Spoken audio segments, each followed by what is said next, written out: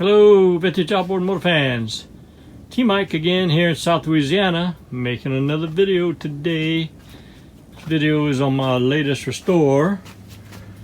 It's a 1961 Johnson 10 horsepower model CD-18. I believe this one's going to be for me, for my collection.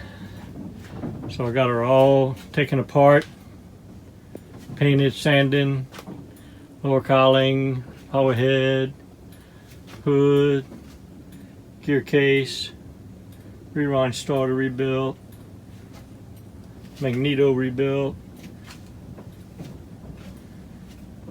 There's all the rubber mounts, and there's all the nuts and bolts all ready to be put back together.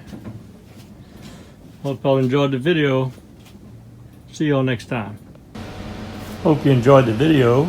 Here at T-Mike's Vintage Outboards, we're doing it one motor at a time. Please click on subscribe. I guarantee to provide weekly videos. Au revoir mes amis, and laissez les bon temps rouler.